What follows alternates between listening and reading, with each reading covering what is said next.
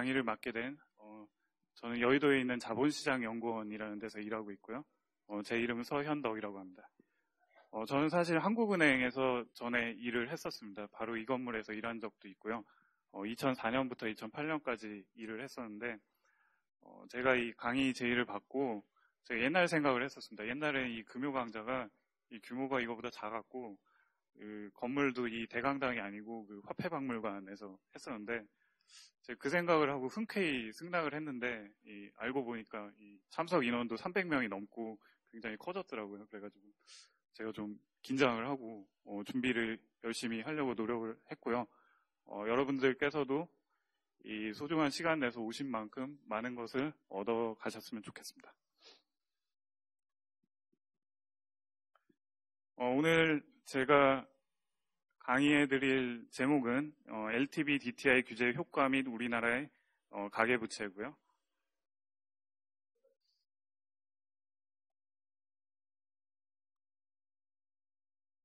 예, 강의는 보시는 순서대로 진행을 하겠습니다. 첫 번째로 LTV DTI 규제에 대해서 말씀을 드리겠고요. 이 규제의 내용 및 역사, 그리고 해외에서 도입한 사례, 그리고 규제의 효과에 대해서 경제학적 이론적인 효과하고 그 다음에 지금까지 실증적으로 연구됐던 그런 결과를 요약해서 말씀을 드리겠습니다. 자, 두 번째 주제는 거시건전성 정책인데요. 흔히 LTV DTI 규제를 거시건전성 정책 수단이다 이렇게 얘기를 합니다.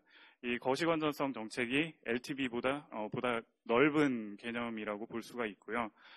그래서 이 거시건전성 정책에 대해서 그 의의 및 정책 수단, 그리고 글로벌 금융위기 이후에 왜 이 거시건전성 정책이 주목을 받고 있는지에 대해서 설명을 드리도록 하겠습니다. 자, 세 번째 주제는 우리나라의 가계부채 문제인데요. 여기 오신 분들께서도 우리나라의 가계부채가 빠르게 증가하고 있고 향후에 우리나라 리스크 요인으로 작용할 수 있다 이런 뉴스를 접하셨을 것이라고 생각합니다. 그래서 오늘은 우리나라 가계부채의 현황과 최근 증가하고 있는 원인 그리고 그럼에도 불구하고 최근 정부에서 LTV DTI 규제 완화를 발표했는데 우리가 그걸 어떻게 해석해야 되는지에 대해서 말씀을 드리도록 하겠습니다.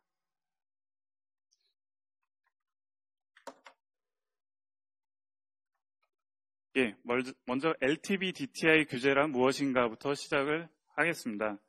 먼저 용어의 정의부터 시작을 하겠고요.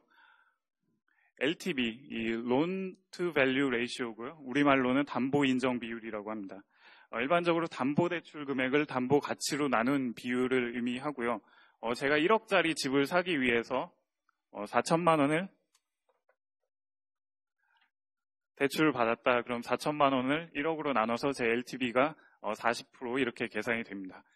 우리나라의 LTV 규제는 신규 주택담보대출에 적용이 되고요. 주택담보대출 담보가치에 대한 대출 가능 금액의 비율을 제한하면서 규제를 하고 있습니다. 두 번째 개념은 DTI고요. DTI는 Debt Service to Income Ratio 혹은 그냥 Debt to Income Ratio라고 하고요. 우리말로는 총부채 상환 비율이라고 합니다. 자, 일반적으로 대출의 원리금 상환 금액을 소득으로 나눈 비율을 의미하고요. 제가 4천만 원을 대출을 받았는데 이게 분할 상환 조건이고 올해는 이 원금하고 이자하고 합쳐서 1,000만 원을 갚아야 된다. 이게 원리금 상환 금액이고요. 예를 들어서 제 연간 소득이 4천만 원이다. 그러면 4분의 1이죠. 제 DTI가 25% 이렇게 계산이 됩니다. 역시 우리나라의 DTI 규제는 이 신규 주택담보대출에 적용이 되고요. 연간 소득에 대한 연간 대출 원리금 상환 금액의 비율로 그 상한선을 정해서 규제를 하고 있습니다. 예, 우리나라의 지금 LTV DTI 규제 현황을 보여드리겠습니다. 그 규제 관련 근거는 이 개별 금융 업권별로 이 건전성 감독을 담당하는 규정이 있는데요. 금융감독 규정. 예를 들면 은행은 은행업 감독 규정을 따라야 되고요. 여기에 LTV DTI 규제가 정의가 되어 있습니다. 실제 그 규제 비율을 몇 %로 할 것이냐 하는 문제는 이 감독 규정의 밑에 있는 이 행정조치 같은 지침으로 정의가 되고 있습니다. 자, 금융업권별 LTV DTI 규제 현황인데요. 참고로 지난 7월에 이 LTV DTI 규제 완화 조치가 발표가 됐었습니다. 완화 조치 시행 전에는 이 기존이라고 표시해 놓은 부분인데요. 은행과 비은행의 이 LTV DTI 상한선이 달랐습니다. 은행의 경우에 더 낮았고 비은행의 경우에 더 높았습니다. 은행의 규제가 더 강했고 비은행의 규제가 더 약했는데요. 이것 때문에 최근에 이 비은행의 가계대출이 굉장히 많이 늘었습니다. 자, 이러한 현상 때문에 지난 7월에 이 은행의 상한선을 올려줌과 동시에 이 은행의 규제를 완화하면서 이 업권별 차별을 없앴습니다. 그래서 지금은 이 LTV가 전 금융권의 70% 이내, 그리고 DTI도 전 금융권에서 60% 이내로 제한이 됩니다. 자, 그럼 실제로 금융기관의 LTV DTI 비율이 얼마나 되느냐? 물론 이 실제 비율은 지금 보여드린 수치는 규제 상한이고요. 실제 비율은 규제 상한보다는 낮아야 됩니다. 그래서 2014년 초에 조사를 했는데 이 금융권 전체 기준으로 평균 LTV가 50%, DTI는 35% 이렇게 형성이 되고 있습니다. 자, 우리나라 LTV DTI의 도입과 그 역사에 대해서 좀 말씀을 드리겠습니다. LTV는 2002년에 도입이 됐고요. DTI는 2005년에 도입이 됐습니다. LTV를 먼저 도입을 했는데 이 주택 가격이 계속 오르니까 추가적으로 DTI를 도입한 그런 셈입니다. 여기 표에서 이 도입 이후에 LTV 정책 운용 추이를 보여드리는데요. 제가 세 가지만 포인트를 잡아서 말씀을 드리겠습니다. 첫 번째, LTV는 굉장히 탄력적으로 운용이 됐었습니다. 주택 가격이 상승하는 시기에 강화됐고 이 하락하거나 아니면 주택 경기가 부진한 시기에 완화되는 그런 형식으로 운용이 됐었습니다. 여기 보시면 2002년부터 2000년대 초중반에 이 주택 가격이 상승하는 시기에는 대부분 강화된 것을 볼 수가 있고요. 글로벌 금융위기 직후 2008년 11월 그리고 최근에 이렇게 주택 경기가 부진할 때 완화된 것을 볼 수가 있습니다. 두 번째, 이 LTV는 은행에만 처음에는 적용이 됐었습니다. 그런데 비은행으로 전체 금융기관으로 확대가 됐고요. 은행만 적용이 되고 비은행이 적용이 되지 않다 보니까 가계대출이 비은행 쪽으로 많이 늘어나는 그런 현상이 발생을 했습니다. 이걸 규제 우회, regulatory arbitrage라고 하는데요. 이런 규제 우회가 있으면 원래 규제하는 목적이 사라지기 때문에 이걸 막기 위해서 전체 금융권으로 확대를 했습니다. 자, 세 번째, LTV 규제 비율은 지역별로 다르게 적용이 됩니다. 우리나라의 경우에 이 주택가격 상승과 관련해서 투기지역, 그리고 투기과열지구 이렇게 지정을 하는데요. 투기지역의 경우에 더 강한 그런 규제가 적용이 되었습니다. 자, 이렇게 지역별로 다른 비율을 적용할 수 있다는 점이 이 LTV나 DTI 규제를 정책 당국 입장에서 더 매력적으로 만드는데요. 이 환부에 직접적으로 수술을 할 수 있다. 이런 성격이기 때문에 그렇습니다. 자, 예를 들어서 통화정책을 그 예로 설명을 드리겠습니다. 통화정책의 경우에 이 자산 가격이 오르고 이 부동산의 버블이 발생을 하는데 통화정책으로 막겠다, 이 금리를 올리겠다 하면 이 자산 가격 상승을 억제할 수는 있지만 다른 효과가 또 많이 생깁니다. 이 기업의 투자에 영향을 주고요. 기업의 고용, 그 다음에 저축, 금리를 올리기 때문에 이런 영향도 줄 수가 있습니다. 이런 측면에서 이 통화정책은 일종의 내과적인, 한의학적인 뭐 그런 접근이다 이렇게 비유를 할 수가 있고요. 반면에 LTV 같은 경우는 이 서울의 가계대출만 이렇게 제한을 할 수 있습니다. 서울에 이 집값이 많이 오를 경우에 그래서 환부에 직접 적응을 하는 외과적인 그런 정책이라고 할 수가 있겠습니다. 자, 이번엔 DTI 운영 추이인데요. LTV하고 마찬가지입니다. 탄력적으로 운영이 됐고요. 주택 가격이 올라가는 시기에는 강화되고 주택 경기가 부진한 시기에는 완화되는 식으로 운용을 했었고요. 역시 지역별로 다른 비율이 적용이 됐습니다. 그래서 투기 지역의 경우에 더 강한 규제가 적용이 됐었습니다. 자, 그럼 이 LTV, DTI 규제가 우리나라에만 있는가? 그렇지 않습니다. 다른 나라들도 많이 적용을 하고 있고요.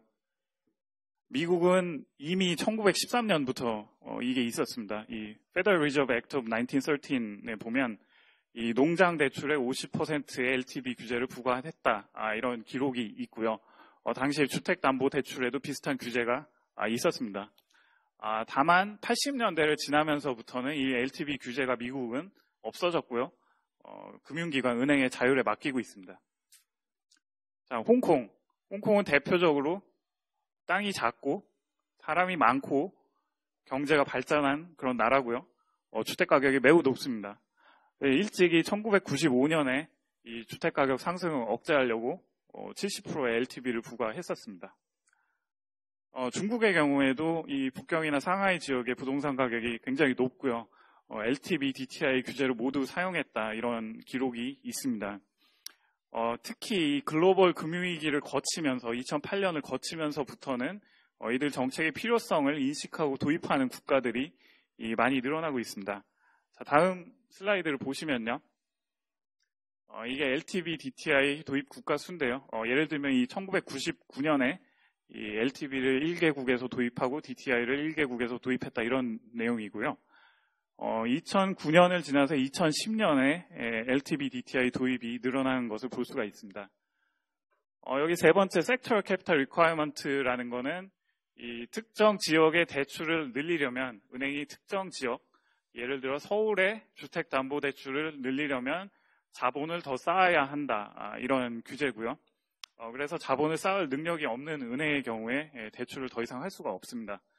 그런 방식으로 LTV, DTI와 비슷한 형태의 규제라고 할 수가 있겠습니다.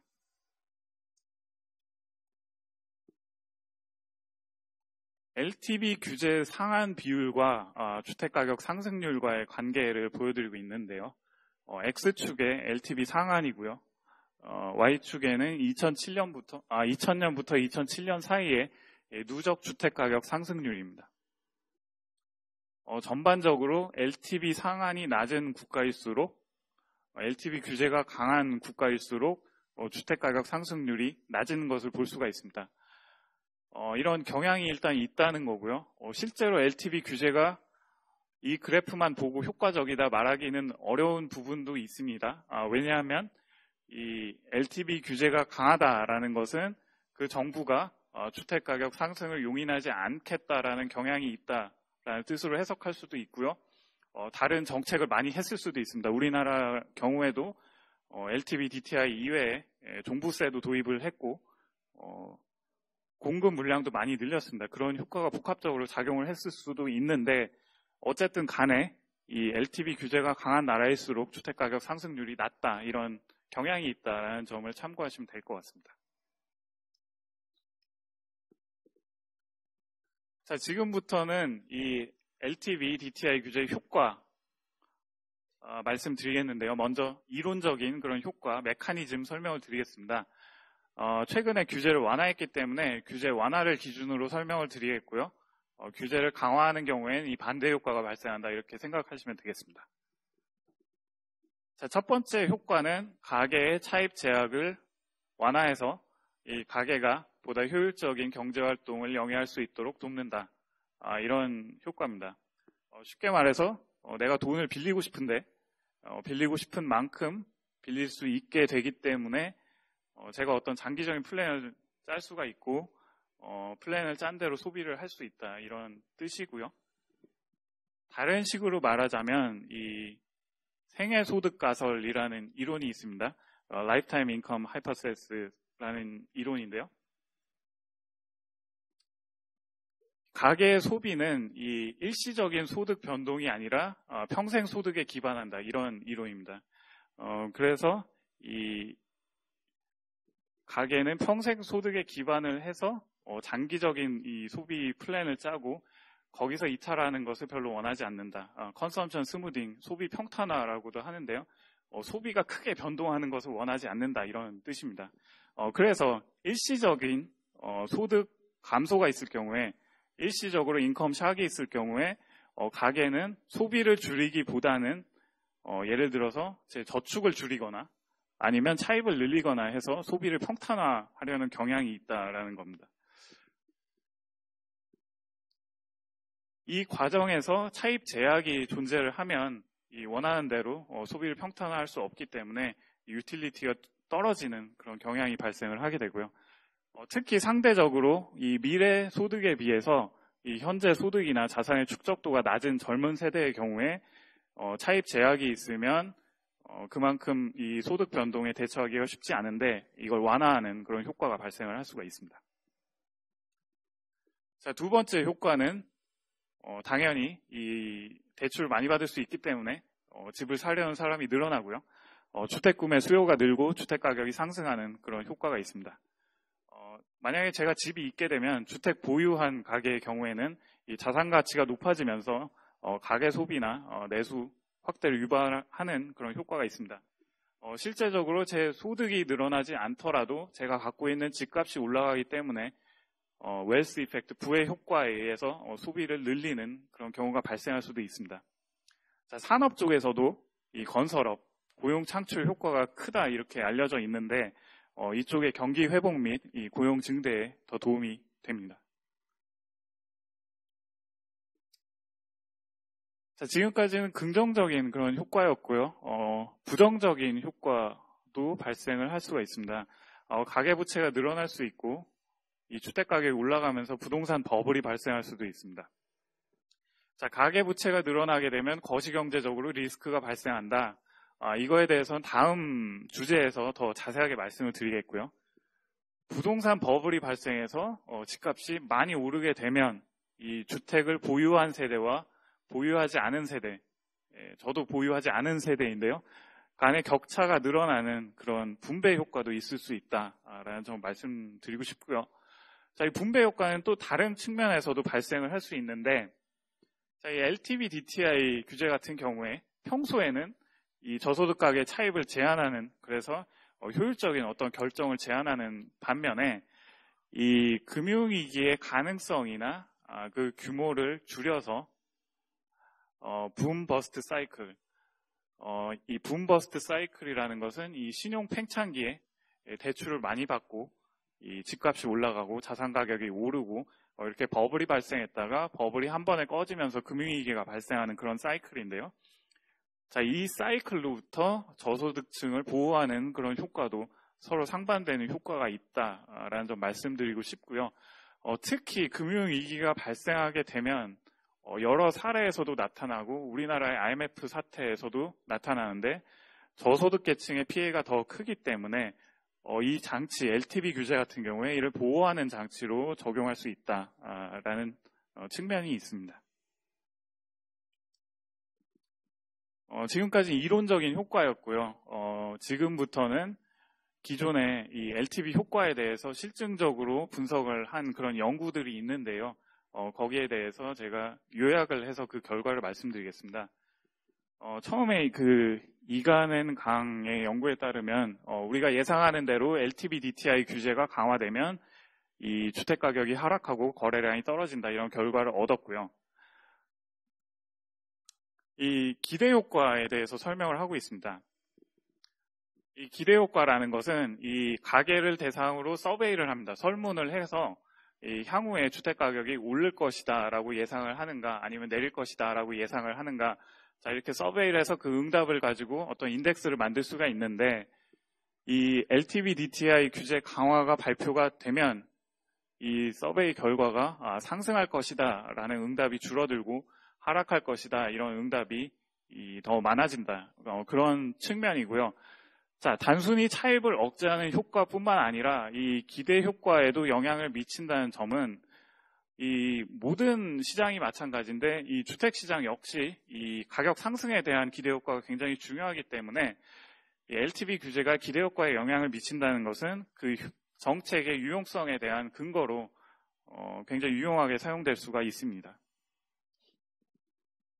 자, 두 번째 연구는 이 한국은행 전 총재이신 김중수 총재가 해외에서 발표한 그런 내용인데요. 그동안에 LTV DTI 규제가 없었다면 2012년 당시 기준으로 주택 가격이 75%, 주택담보대출이 137%나 더 높았을 것이다. 2배가량 지금보다 높았을 것이다. 이런 발표인데요. 제가 상식적으로 생각할 수 있는 것보다는 좀 높은 그런 결과가 나왔습니다. 자, 세 번째 이 연구는요. LTV 규제가 주택 가격에 미치는 효과가 2008년 글로벌 금융위기 이후에는 그렇게 크지 않다. 약간 상반되는 그런 결과를 얻었습니다. 이 키포인트는 뭐냐면 이 2008년 이후에는 주로 완화되는 그런 기조였는데요. 이 완화할 때의 효과는 강화할 때의 효과보다는 작다. 물론 방향이 다르지만 그 절대값도 작다 이런 겁니다. 그래서 정책에 어떤 비대칭성이 있다는 건데요. 자, 이거는 그 메커니즘을 이해하면 그 효과에 대해서 보다 더 이해를 할 수 있을 것 같습니다. 그 LTV 규제를 강화할 때는 지금 LTV가 60%입니다. 이 60%를 50%로 바로 제한을 걸어버리는 겁니다. 그럼 10%가 바로 줄어야 되기 때문에 바로바로 효과가 나타날 수 있습니다. 강하게 나타날 수가 있고요. 반면에 완화하는 경우에는 지금 LTV가 50%인데 이 상한선을 60%로 늘리는 겁니다. 이게 50%에서 60%로 늘어날지는 이 사람들이 실제로 대출을 얼마나 받느냐에 달려 있습니다. 이 민간의 기대 심리, 이 자산 가격 상승에 대한 기대 심리가 굉장히 중요하고요. 그런데 이 LTV를 완화하는 시기는 대부분 주택 경기가 좋지 않은 상황이기 때문에 기대 심리가 별로 없는 상황입니다. 그렇기 때문에 완화 시의 효과가 크지 않다라고 쉽게 생각을 할 수가 있습니다.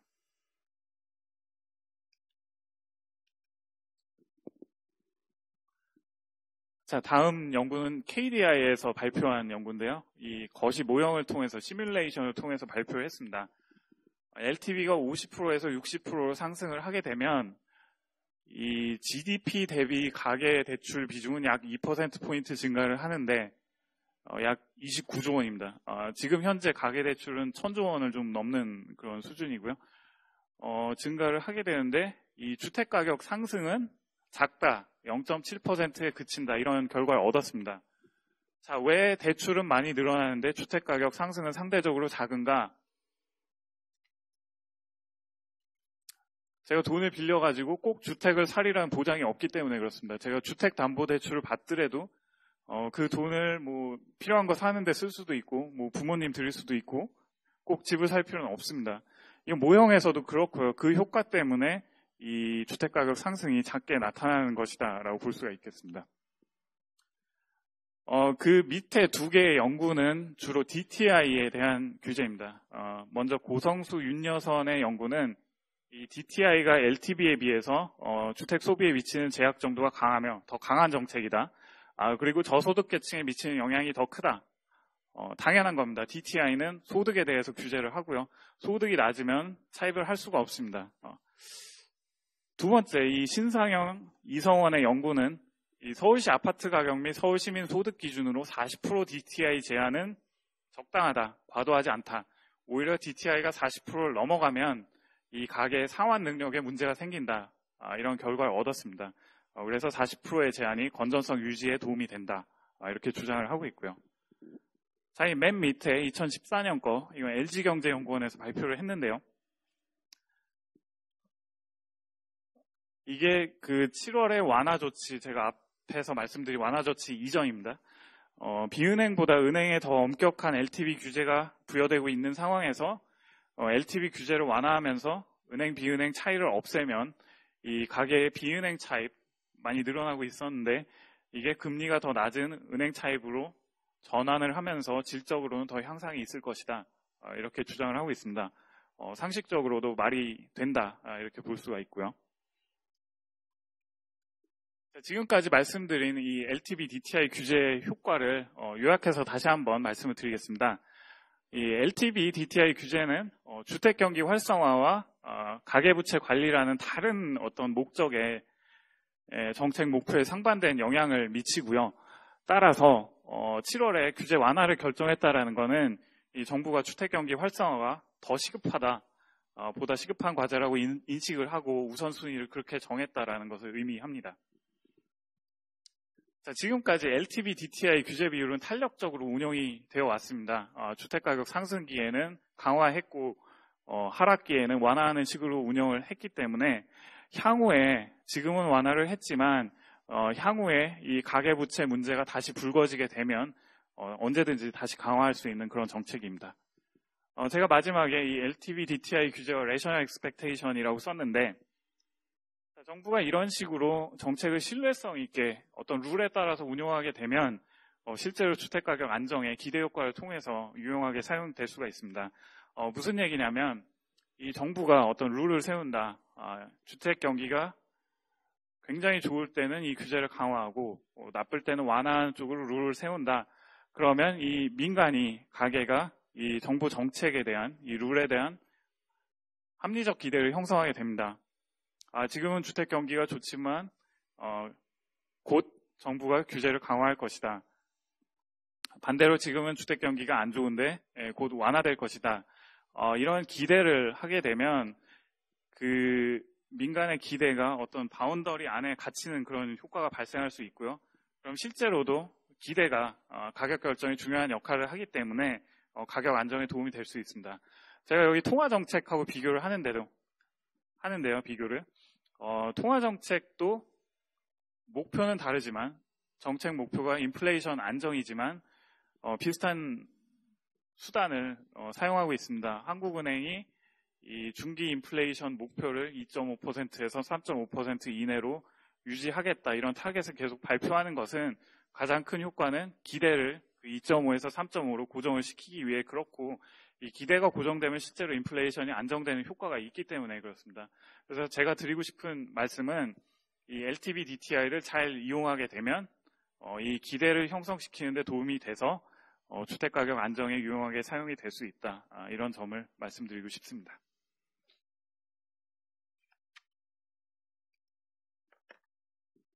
네, 지금 한 30분 정도 지났는데요. 두 번째 주제로 이 거시건전성 정책에 대해서 말씀을 드리겠습니다.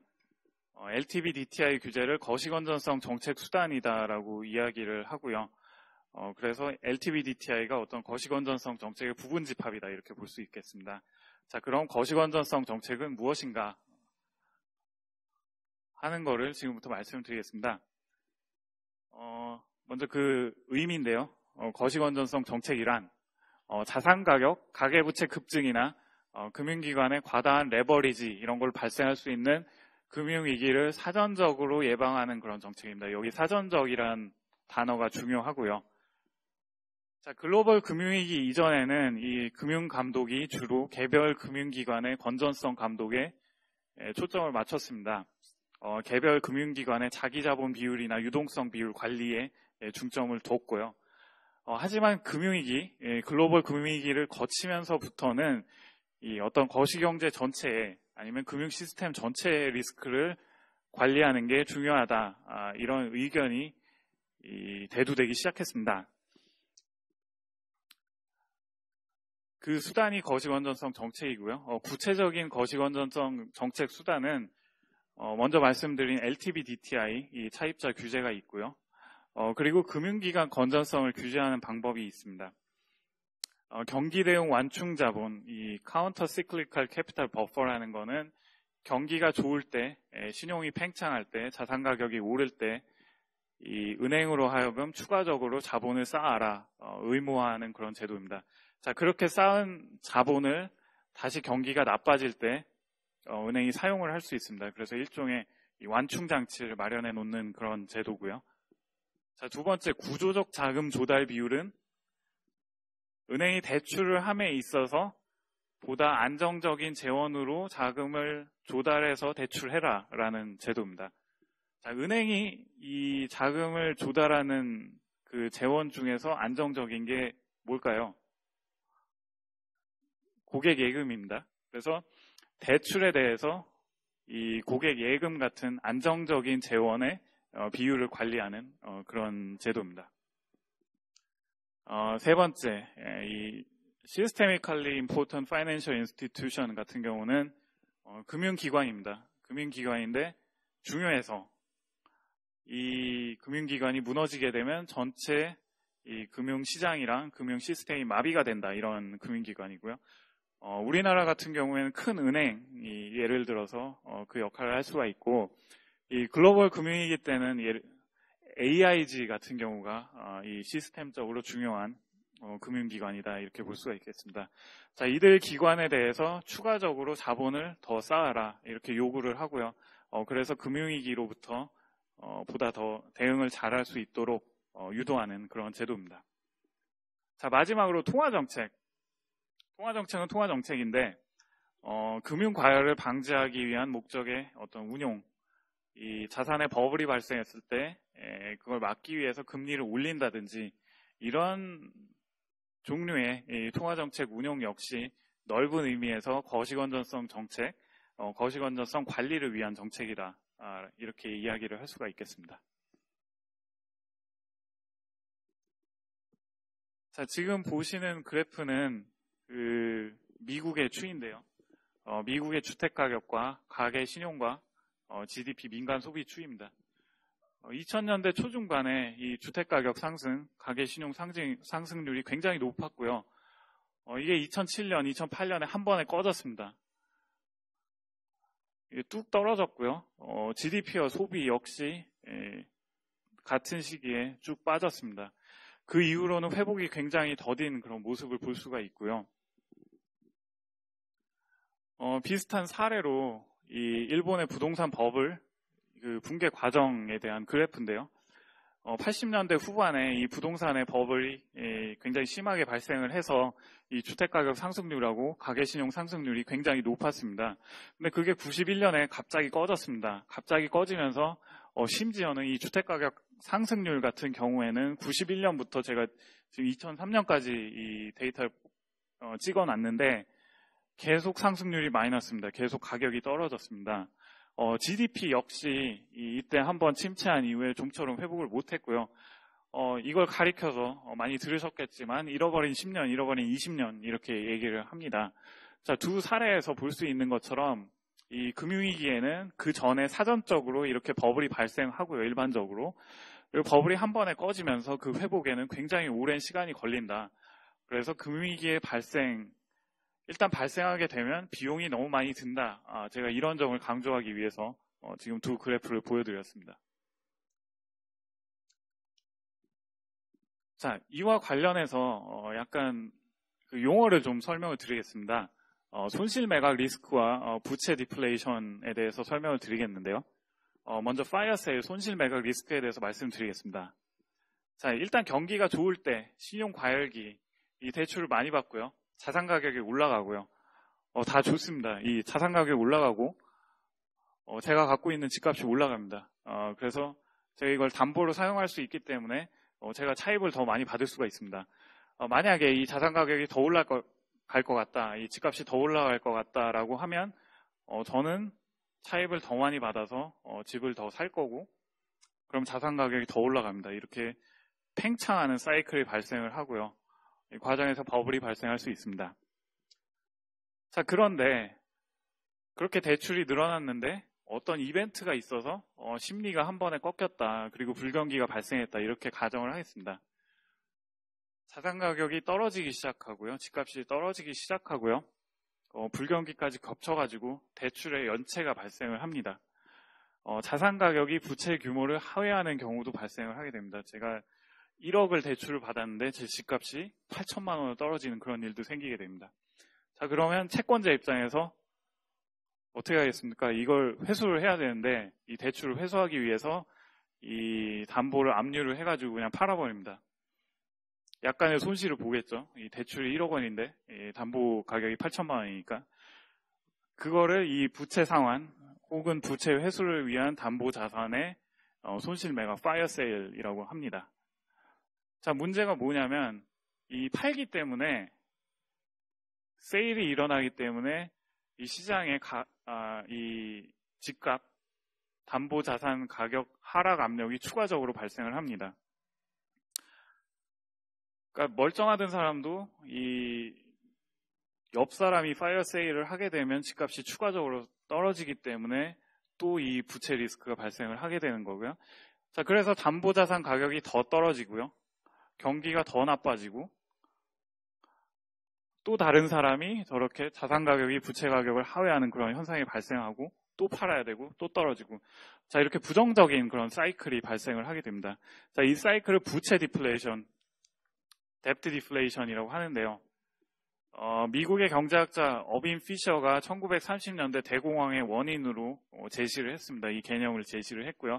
그 이름을 따서 피셔 디플레이션 이렇게 부르기도 합니다.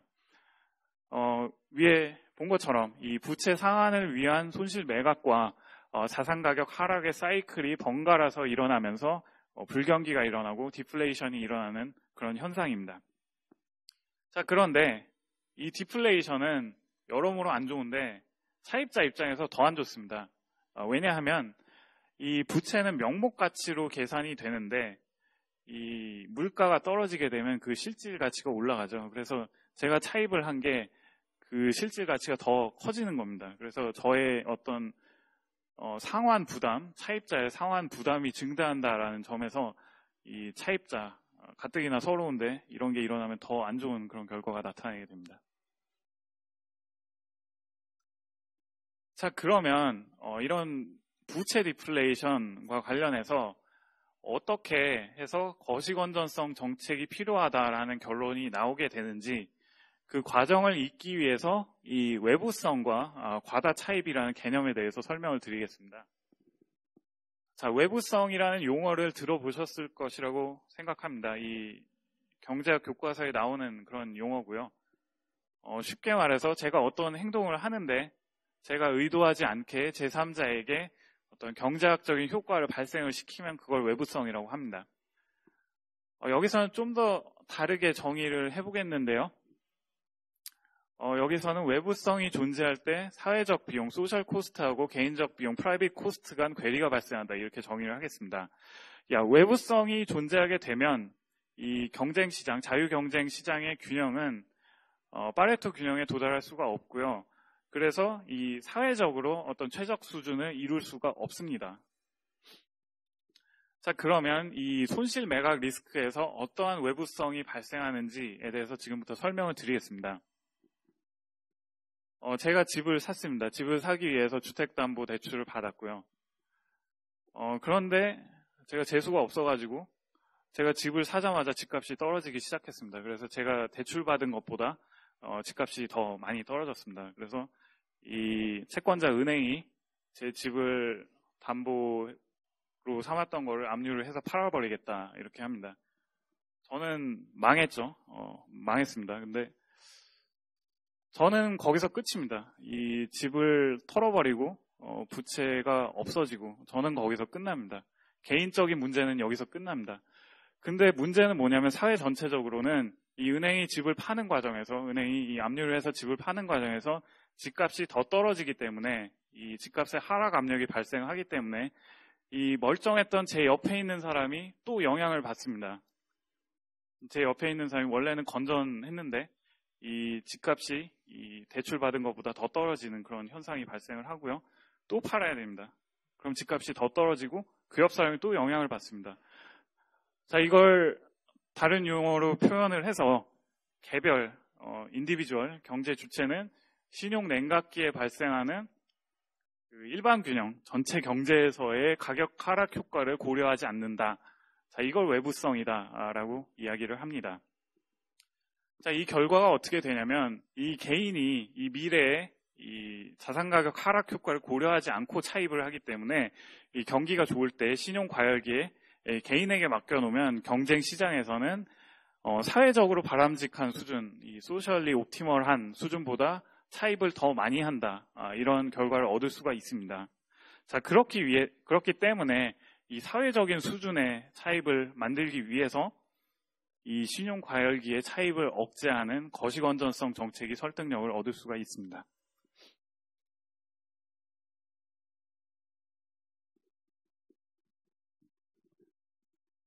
네, 글로벌 금융위기를 전후해서 이 금융 안정에 대한 어떤 정책적 포커스에 대해서 말씀을 드리겠습니다.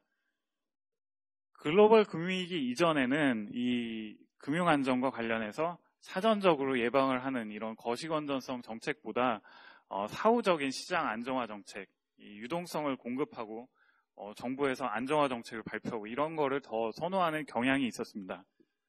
두 가지 관점에서 그랬는데요. 자, 일단 금융안정이라는 목표를 통화정책 측면에서 주로 바라봤었습니다. 거시건전성 정책보다는 이 통화정책 측면에서 바라봤고요. 그러다 보니까 제가 앞서 말씀드린 것처럼 통화정책은 부수 효과가 많다. 내과적인 그런 접근 방법이다라고 하니까 이 통화정책이 별로 효율적이지 않다. 그래서 사전적으로 이 억제할 때는 별로 좋지가 않다. 이런 견해가 있었습니다. 자, 두 번째는 이 사전적인 억제 정책은 평상시에도 사용이 돼야 됩니다. 평상시에도 작동이 돼야 되고요. 평상시에 억제를 하니까, 평상시에 차입 제약을 만드니까 이 경제 주체의 어떤 행동에 제약이 생기죠. 효율적인 의사결정을 할 수가 없습니다. 그런 단점이 있는데 비해서 사후적인 정책은 위기가 생겼을 때만 사용을 하면 되기 때문에 훨씬 더 효율적이다. 이런 견해가 우세했었습니다. 자, 그런데 글로벌 금융위기 이후에 많은 것이 바뀌었는데요. 결국에는 금융위기를 겪고 나면 그 비용이 너무 크다라는 겁니다. 회복도 느리고요. 그래서 이 글로벌 금융위기 이후의 불황을 대공황과 비교해서 Great Recession, 대불황이라고 부르기도 하고요. 또 부채가 너무 많기 때문에 제가 회생을 하려 해도 회생을 하지 못하는 이런 데프트 오버행 이런 용어도 생겼고요. 그래서 사회 전체적으로 부채가 너무 많기 때문에 회복이 느린 그런 현상이 발생을 합니다. 자, 이런 이유 때문에 사전적인 억제 정책의 중요성이 대두가 됐었습니다. 그리고 이 예방 수단으로 통화 정책보다는 보다 이 대출 같은 그런 변수들에 직접적으로 영향을 줄 수 있는 거시건전성 정책을 통하자, 이런 주장이 설득력을 얻고 있습니다.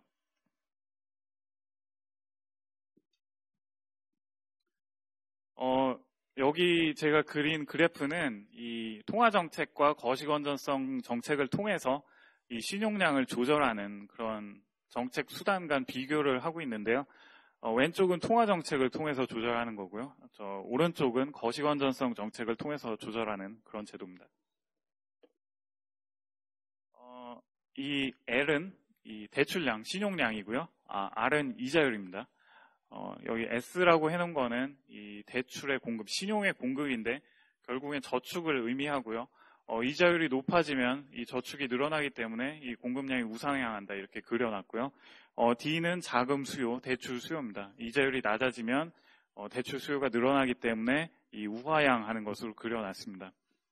자, 원래의 균형은 L스타, R스타에서 정해져 있고요.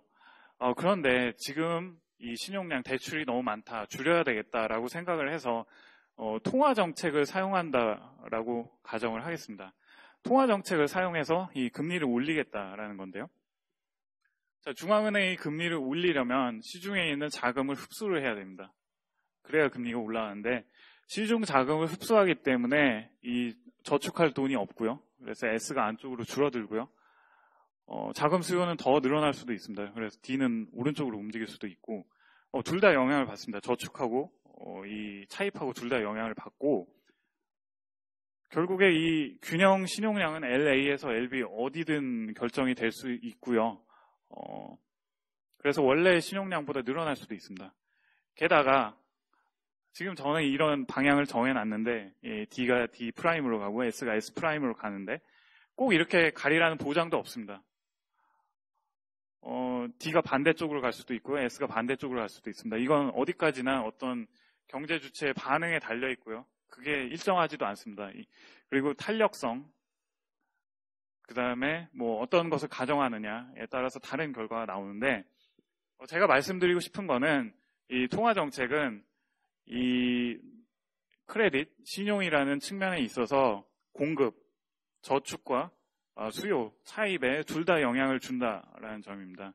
둘 다 영향을 주기 때문에 이 수요 공급 곡선이 동시에 움직이면서 이 신용 조절을 하기가 상대적으로 어렵다. 이 점을 말씀드리고 싶고요. 자, 반면에 거시건전성 정책, LTV 같은 경우에는 그냥 차입을 어렵게 하는 겁니다. 저축에는 아무런 영향을 주지 않고요. 그래서 이 크레딧, 신용의 수요에만 영향을 줍니다.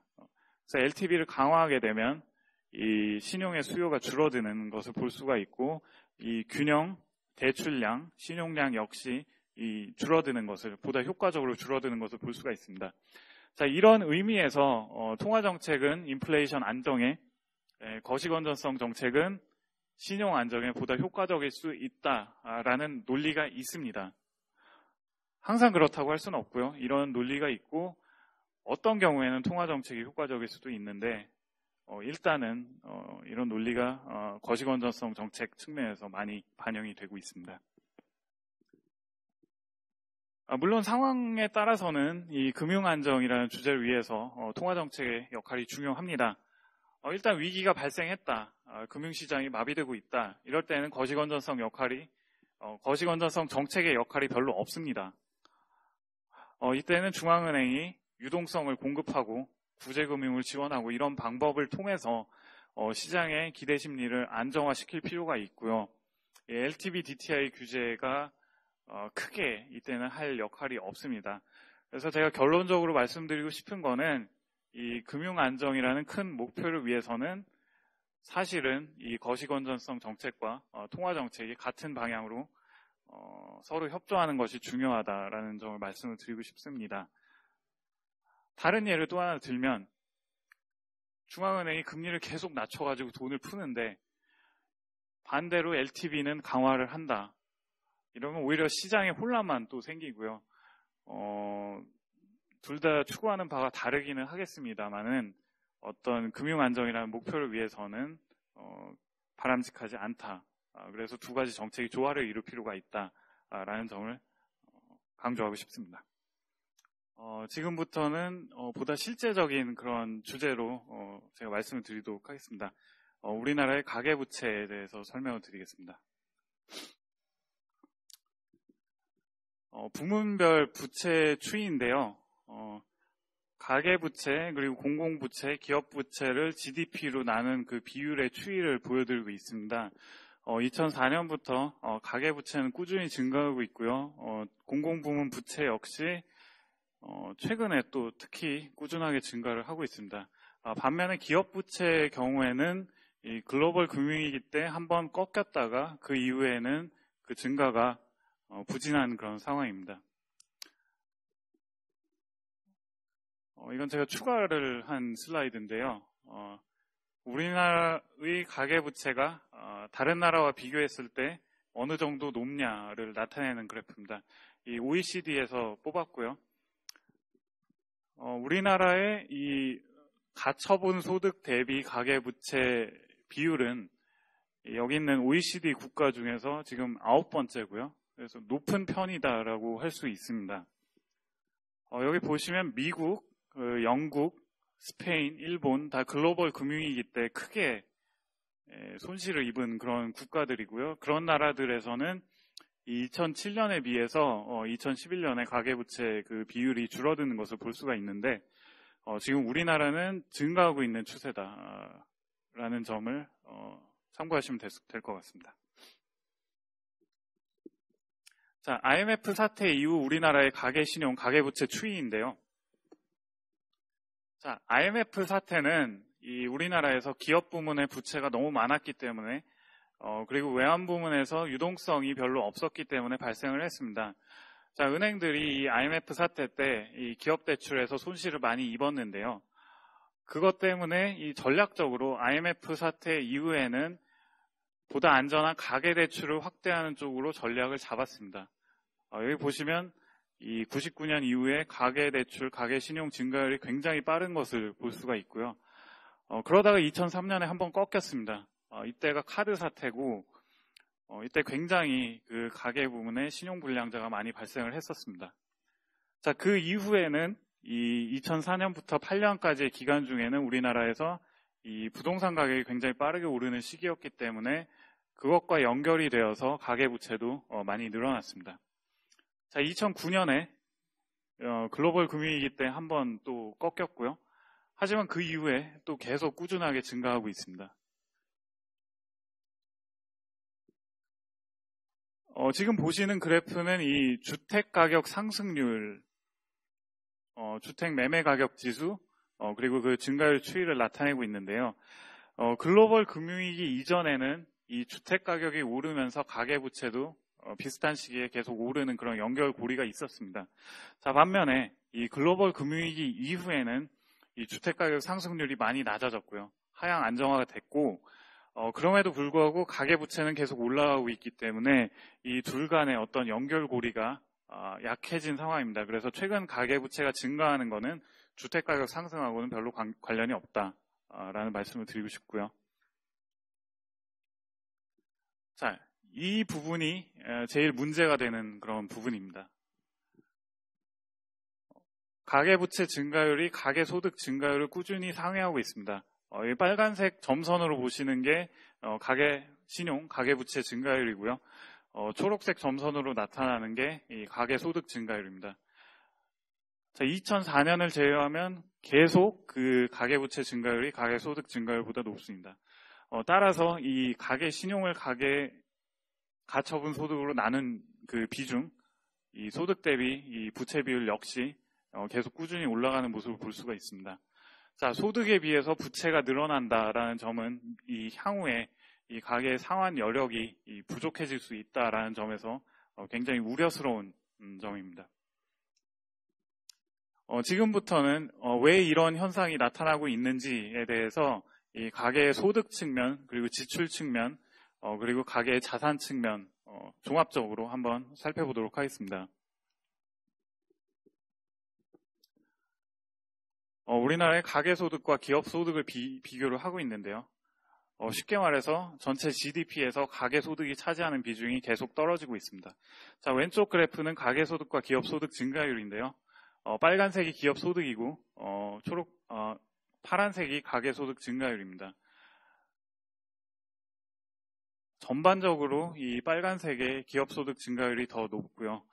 이에 따라서 이 초록색 막대 그래프는 이 가계소득과 기업소득의 합에서 가계소득이 차지하는 비중인데 이 비중이 2000년에는 80%였다가 2012년에는 72%까지 하락하는 그런 모습을 볼 수가 있습니다. 선진국에 비해서 가계소득이 이 GNI, 이 국민소득인데 국민소득에서 차지하는 비중이 우리나라가 낮습니다. 여기 비교한 호주, 프랑스, 독일, 이태리, 영국보다 낮고요. 자, 그 원인에 대해서 이렇게 해석을 했었습니다. 우리나라는 이 영세한 자영업자들이 많기 때문에 이들의 소득이 원래는 가계의 노동소득으로 잡혀야 되는데 사업소득으로 잡힌다. 그래서 가계소득이 낮다 이렇게 해석을 했는데 자, 그럼에도 불구하고 이 추세가 계속 떨어진다. 다른 나라에 비해서도 더 떨어진다라는 점은 우려할 만한 그런 점이 되고 있습니다. 자, 가계소득이 왜 떨어지느냐? 떨어지진 않습니다. 이 전체 국민소득에서 차지하는 비중이 떨어지는 거지. 자, 그럼 가계소득이 왜 오르지 않느냐? 가장 큰 이유는 임금이 잘 오르지 않기 때문에 그렇습니다. 지금 그래프에서 실질 임금 및 소비자 물가 상승률을 비교를 하고 있는데 소비자 물가 CPI 상승률은 최근에 계속 낮아지고 있습니다. 많이 낮아졌는데 그럼에도 불구하고 실질 임금은 2009년이나 2014년이나 똑같습니다. 물가가 낮아지면 실질로 표시된 가치는 올라가야 되는데 그렇지 않다라는 것은 이 임금 상승률이 굉장히 낮다 이런 걸 의미합니다. 자, 임금 소득 이외에도 가계로 들어오는 금융 소득도 많지가 않습니다. 선진국하고 이 우리나라를 이 이자 수지하고 이 배당금 이런 소득을 비교를 하는데요. 이자 수지라는 거는 가계가 받아들이는 이자 소득 마이너스 가계가 부채가 있을 경우에 지출하는 그 이자 비용을 차감한 그런 금액입니다. 지금 우리나라의 경우에 뭐 독일, 프랑스, 일본과 비교를 했는데 많이 낮고요. 90년대는 굉장히 높았습니다. 90년대는 뭐 비교가 안 되게 높았는데 이때는 금리가 높았고 저축률이 굉장히 높았습니다. 우리나라의 저축률이 굉장히 높았습니다. 근데 저축률이 계속 떨어지고 이 금리도 떨어지고 오히려 부채는 증가하다 보니까 이 이자 수지가 지금은 굉장히 낮아졌습니다. 자, 배당금도 잘 안 들어옵니다. 보시는 그래프에서 이 G7 국가들의 주요 기업 배당 성향하고 이 이익잉여금에서 얼마나 배당을 하는가 그 금액하고 이제 우리나라 주요 기업의 배당 성향을 비교를 하는데 우리나라가 굉장히 낮은 것을 볼 수가 있습니다. 그래서 임금도 오르지 않고 금융소득도 오르지 않기 때문에 가계로 들어오는 소득이 그렇게 많지가 않다라는 점이고요. 자, 그럼 지출 사이드를 보시겠습니다. 제가 가계소득 말씀을 드렸는데 이 GDP 대비 가계소득 비중이 하락하는 가운데 지출도 좀 줄이려고 하는, 비중으로 봤을 때 줄이려고 하는 그런 측면이 있는데, 그런 과정에서 주거비, 교육비 같은 경직적인 비중이 늘어나고 있습니다.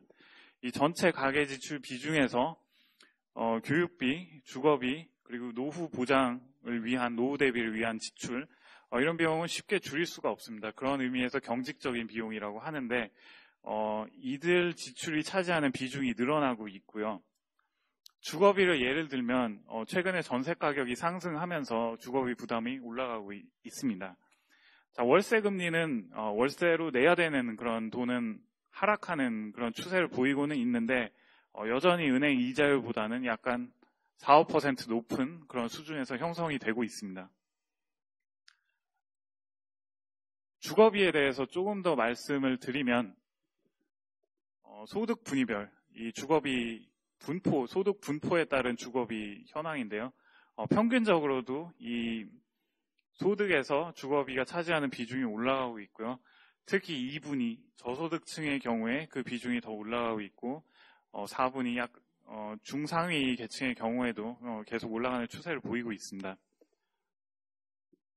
가계 대출이 아니고 지출입니다. 이거 못하고 지출 대비 이 교육비 비중 그리고 증가율은 최근에는 좀 떨어지고 있습니다.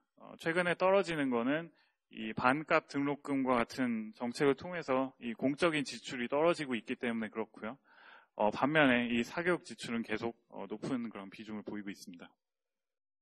자, 이래서 지출 측면에서는 줄이려고는 하지만 이 경직적인 측면의 지출이 그 비중이 늘어나고 있다라는 점이고요. 자, 이제 수지를 보시겠습니다. 수지라는 것은, 가계 수지라는 것은 이 가계가 벌어들이는 소득에서 가계 지출을 차감한 그런 금액이고요. 기본적으로 이 소득이 줄어들기 때문에 이 가처분 소득, GNDI라는 거는 이제 국민 가처분 소득을 이야기하고요. 전체 국민 소득에서 가계 소득이 차지하는 그런 비중이 줄어들고 있기 때문에 가계 수지 역시 GNDI 대비 비중으로 봤을 때 이 녹색 막대 그래프인데 전체적으로 줄어들고 있다. 그런 모습을 볼 수가 있습니다. 가계의 지출, 전체 국민 소득 대비 지출도 줄어들고는 있는데 이 소득이 줄어드는 폭을 따라잡지는 못하고 있기 때문에 이 지출을 줄이는 데는 한계가 있습니다. 제가 앞서도 말씀을 드렸고요. 그런 과정에서 이제 가계의 흑자, 이 수지 흑자가 점점 줄어들고 있는 장기적인 추세가 나타난다. 이렇게 볼 수가 있습니다. 자, 그럼에도 불구하고 아직까지는 이 흑자를 유지하고 있습니다. 자, 아직까지는 매년 가계로 들어오는 돈이 나가는 돈보다는 많습니다. 문제는 이 추세가 점진적으로 이제 하락을 하고 있다는 점이고요. 자, 어쨌든 간에 아직 흑자가 플러스라는 점은 이 가계 부채가 증가함과 동시에 자산도 늘어나야 된다라는 점을 의미를 하고요. 그래서 왼쪽 그래프에서 보시는 것처럼 이 부채가 늘어나는 만큼 더 많이 사실은 실물 자산도 늘어나고 있고, 이 부동산 같은 겁니다. 금융 자산도 늘어나고 있습니다. 증가율로 볼 때는 이 금융 자산 증가율이 부채 증가율보다 오히려 더 높고요. 다만 실물 자산 증가율보다는 부채 증가율이 더 높습니다. 어쨌든 간에 부채가 어쨌든 빠르게 증가하고 있기 때문에 이 전체 자산 대비 부채 비율을 계산을 해보면 이 보라색 그래프인데 이 비율은 상승을 하고 있습니다. 자, 일단 자산이 더 많기 때문에 일단 갚을 능력은 된다 이렇게 판단을 할 수가 있는데 문제는 이제 추세가 장기적으로 악화되고 있다라는 점이 문제가 될 수 있겠습니다.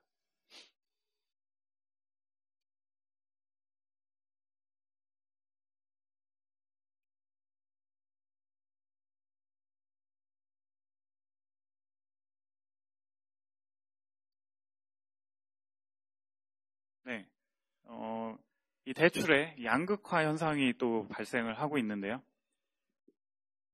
자, 왼쪽 그래프에서 보시면 은행의 가계대출이 줄어들고 있는 반면에 비은행의 가계대출이 늘어나고 있습니다. 자, 오른쪽 그래프를 통해 보시면 이건 은행의 경우인데 우량, 이 가계의 신용 등급을 바탕으로 그 기준으로 했을 때 우량 대출이 늘어나고 은행은 우량 대출을 늘리고 있고 비우량 대출은 줄이고 있습니다. 이걸 다른 식으로 해석을 하면 은행이 우량 대출 위주로 대출을 해주고 있기 때문에 이 비우량 차입자의 경우는 은행이 아닌 비은행 금융기관, 상호협동조합이나 저축은행 이런 데를 통해서 대출을 받고 있다. 이런 추세가 나타나고 있습니다. 자, 이게 무슨 문제가 생기느냐? 자, 이런 문제가 생기는데요. 자, 은행은 대출금리가 4.5%인데 상호금융조합은 5%, 저축은행은 10%, 비은행으로 갈수록 이 대출금리가 더 높아집니다. 그래서 가계 입장에서 비은행 대출이 많아지게 되면 상환 부담이 더 증대되는 그런 문제가 발생을 하고요. 질적인 건전성이 악화된다라고 볼 수가 있습니다.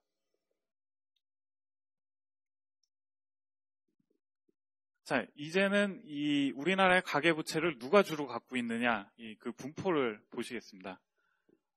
다행스럽다라고 할 수 있는지는 모르겠는데, 어쨌든 가계부채의 대부분은 돈이 많은 사람들이 갖고 있습니다. 소득분위, 4분위, 5분위, 현재 대부분의 가계부채가 고소득층에 분포를 하고 있고, 약 75%가 소득 상위 40%에 분포를 하고 있습니다.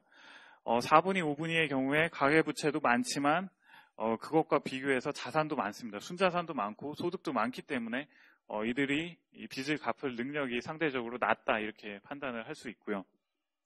자, 다만 연체율 같은 거는 이 소득이 낮을수록 연체율이 높습니다. 1분위 저소득층의 경우에 연체율이 제일 높고요. 그래서 저소득 부채 가구의 경우에는 연체 위험이 상존한다. 그래서 이 앞서 그래프에서 봤던 이 분포가 만약에 가계부채가 이 밑으로 내려오게 되면 1, 2, 3분위의 가계부채가 더 늘어나는 그런 형태가 되면 더 위험해진다 이렇게 볼 수가 있습니다.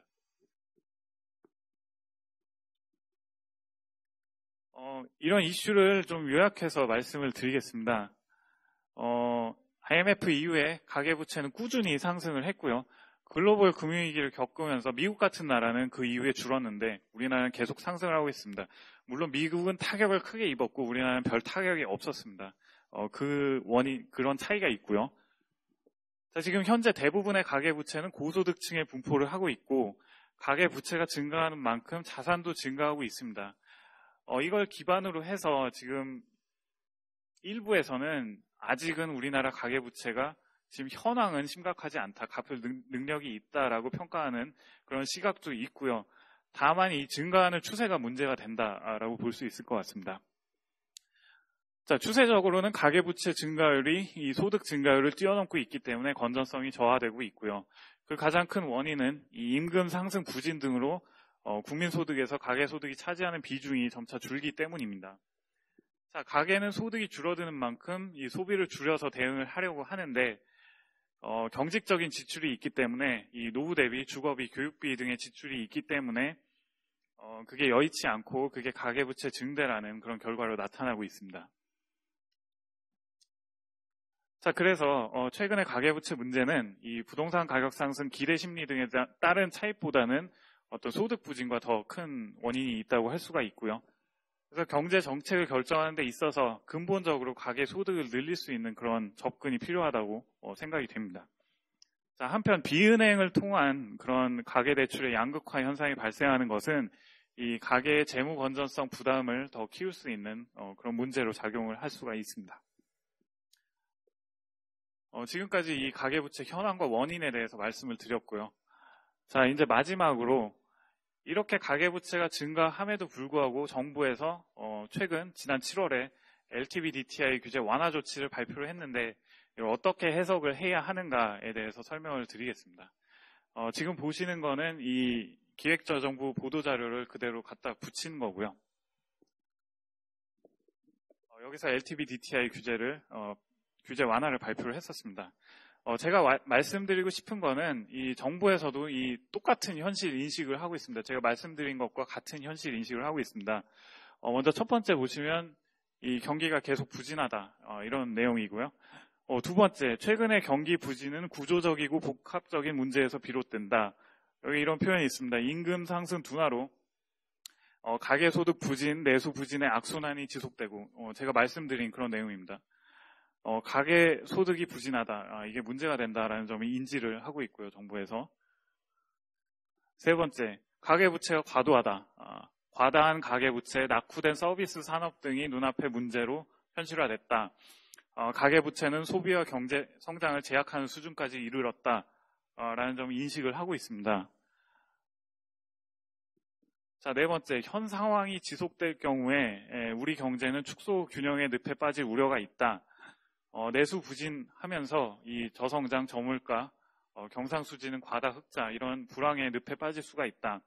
따라서 정부 입장은 이겁니다. 지금 불황의 늪에 더 깊이 빠지기 전에 할 수 있는 모든 것을 해서 그 늪에서 지금 빠져나와야 된다. 이게 정부 정책의 기본적인 기조라고 할 수 있겠습니다. 지금 보시는 부분은 이 정책 조치와 관련된 그런 원칙인데요. 여기 이런 말이 있습니다. 개별적이고 단편적인 대응에서 종합적이고 과감한 게임 체인저가 필요하다. 이런 표현이 있고요. 그 위에는 이런 게 있습니다. 가계 부채 규모 억제 중심 정책에서 신용이 제약되고 소비가 제약이 되고 소득이 다시 위축이 되고 다시 가계 부채가 악화되는 그런 문제가 있다라는 점입니다. 이걸 다시 다른 말로 표현을 하면 자, 이제 정부에서 이거를 억제하지 않고 완화를 해서 가계 신용을 더 늘리고 소비를 더 늘리고 경기를 활성화하고 가처분 소득을 늘려서 가계부채 문제에 접근을 하겠다. 이런 뜻이죠. 정부의 공식 입장이 이렇습니다. 약간은 낙관적인 견해라고 볼 수 있고요. 실제로 이 사이클이 발생하기 위해서는 시간이 또 걸릴 겁니다. 단기적으로는 일단은 가계부채가 그냥 늘어나는 효과가 발생할 것이다라고 예상을 할 수가 있고요. 실제로 이렇게 될지 안 될지는 이견이 많이 발생할 수 있는 그런 정책 스탠스다라고 볼 수가 있겠습니다. 자, 어쨌든 간에 정부는 지금 인식은 제가 말씀드린 것과 똑같이 하고 있는데 그 돌파구는 약간 다른 방식으로 찾고 있다라는 점이고요. 여기 이 정책의 기본 구조죠. 기업 소득이 가계 소득으로 원활히 환류되는 통로를 구축을 해서 가계 소득을 일단 늘리고 내수를 증진을 시켜서 기업 소득을 다시 늘리는 그런 선순환을 구축하겠다라는 거고요. 자, 그걸 위해서 이런 정책도 발표를 했습니다. 가계 소득 증대 세제, 3대 패키지 이런 걸 발표를 했고요. 근로소득 증대 세제, 임금을 올려주는 기업에 대해서는 세금을 감면해주겠다. 배당소득 증대 세제, 배당을 많이 하는 기업에 대해서는 세금을 감면하겠다. 기업소득 환류 세제, 기업 그 내부 보유금이 너무 많으면 세금을 늘리겠다. 이런 정책을 발표를 했는데 실제로 어떻게 효과를 일으킬지 이런 거는 구체적인 세율 이런 방안에 달려 있다고 볼 수가 있고요. 실제로 여기에 반대도 많이 지금 나타나고 있고 효과가 어떻게 나타날지 기본적인 취지 자체는 좋다고 생각을 하는데 실제로 효과가 어떻게 나타날지는 좀 더 지켜봐야 되겠다라고 볼 수가 있습니다. 예, 지금까지 정부 정책에 대해서 말씀을 드렸고요. 이제 마무리를 하려고 합니다. 개인적으로 이 가계부채 역시 가계소득이 문제다라는 점에 공감을 하고요. 제 개인적으로는 기업이 고용을 많이 늘려야 된다라고 생각을 합니다. 이 영세 자영업이 아닌 그 좋은 기업들이 고용을 많이 늘려야 된다라고 생각을 하고요. 그게 제일 좋은 복지가 아닌가, 그리고 가계소득 문제 근본적인 해결책이 아닌가 그렇게 생각을 합니다.